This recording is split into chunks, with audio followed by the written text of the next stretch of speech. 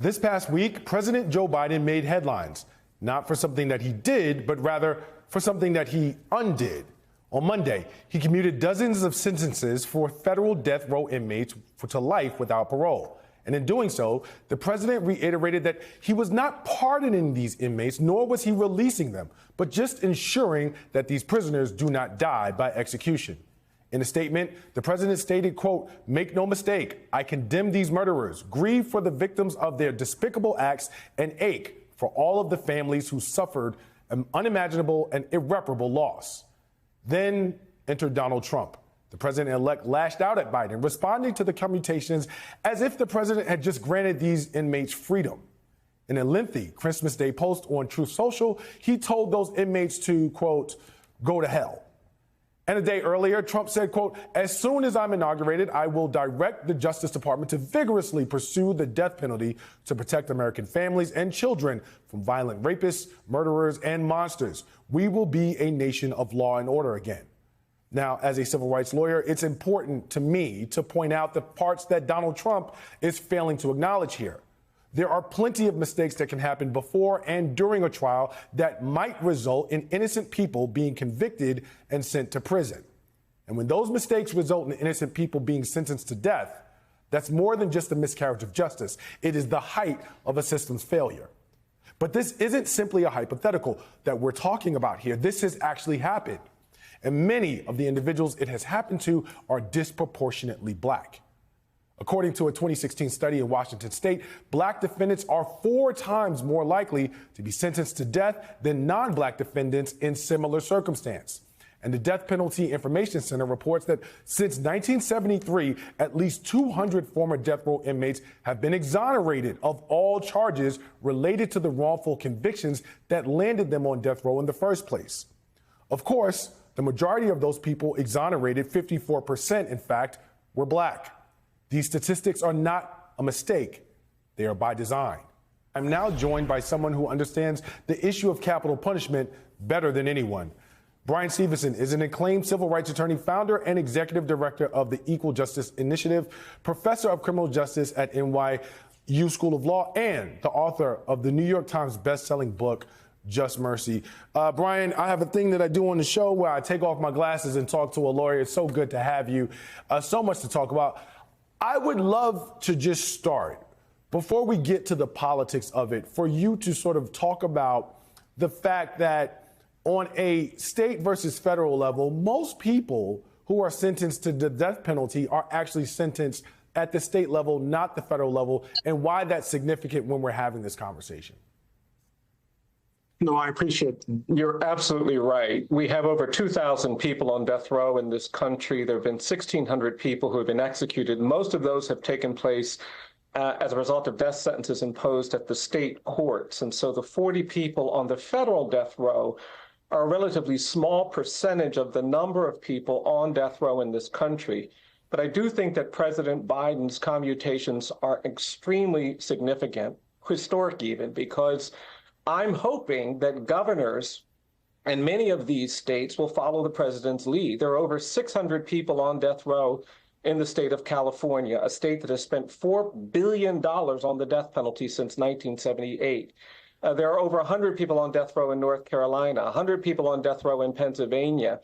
And if governors and state executives follow the president's lead, we could see a dramatic reduction in the number of people on death row in this country. And I think there are tens of millions of Americans that would celebrate that because they do not want their government executing people in their name. They do not believe that a great state or a great nation should be systematically and unnecessarily executing its citizens in this way that has been so unreliable and so unfair. You know, I misquoted you or paraphrased a quote from you last week when this was announced, where you basically said something to the effect of, we can condemn people who have committed crimes or have done heinous acts without necessarily approving state-sanctioned death against these people. Can you just elaborate? I know that I probably jumbled that up, but can you just elaborate on exactly what you meant around that idea? Yeah, well, we have the ability in this country to incapacitate people, to punish people, to hold people accountable without killing them. I think it's a flawed logic to say we're going to kill people to show that killing is wrong. We have the capacity to adequately punish people. I think the question of the death penalty isn't really a question that can be answered by asking whether people deserve to die for the crimes they've committed. I think the question we have to ask is, do we deserve to kill when we have a system that is so compromised by racial bias? In the state of Texas, in federal prosecutions, black defendants are 16 times more likely to get the death penalty than white defendants. The majority of people on the federal death row are people of color. The question is whether we deserve to kill when we make so many mistakes. As you pointed out, we've now had 200 people who were innocent exonerated after being sentenced to death. That means that for every 8 people who've been executed in this country, we've now identified one innocent person on death row who's been released. And it's a shameful rate of error, and a rate of error we would not tolerate in aviation. We would not allow 1 out of 8 planes to crash and kill everybody. We would not allow toxins to be on apples, and if you touch one, it would kill you. We would stop selling apples, but we continue to impose the death penalty. So even if you don't believe, as I do, that a country that believes in human rights, a country that is great, a country that's trying to do justice shouldn't be killing its folks, even if you don't believe that, you have to recognize that we have a flawed, ill-fated, unreliable system, and that's why we should step back from this barbaric punishment of killing people to show that killing is wrong. You know, much of what you just talked about really hinges on the notion of how you perceive apples. And what I mean by that is you hinted on the issue of racial bias and how that impacts the notion of capital punishment. Can you elaborate on the significance of that, particularly as we are looking at an incoming president and everything that he has stated, his rhetoric, the rhetoric of many of his supporters, and how big of an issue race can potentially be going forward with a Justice Department that has been told to pursue these issues aggressively? Well, most of the studies have shown that race is the greatest predictor of who gets the death penalty. It's race of the victim, then a race of the defendant. And we've seen these problems play out over and over again. There is a presumption of dangerousness and guilt that gets assigned to black and brown people in this country. It is a consequence of our history of enslavement, of a century of lawless mob violence and lynching, of codified segregation. You can be an MSNBC host, you can be a lawyer like I am and like you are, and we can still have to navigate a presumption of dangerousness and guilt when we are accused, when we're stopped by the police. And that creates a real skewed impact when you start prosecuting people for the death penalty.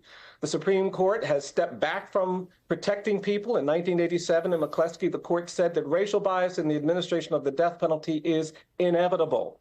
Justice Sotomayor, after the 13 executions that President Trump ordered at the end of 2020, said that the court was failing to provide the adequate review that these cases require. I don't think we can be committed to racial justice and tolerate the kind of death penalty that President Trump is talking about. You'll recall that when the Central Park Five in New York City were wrongly accused, it was Donald Trump who was championing their prosecution.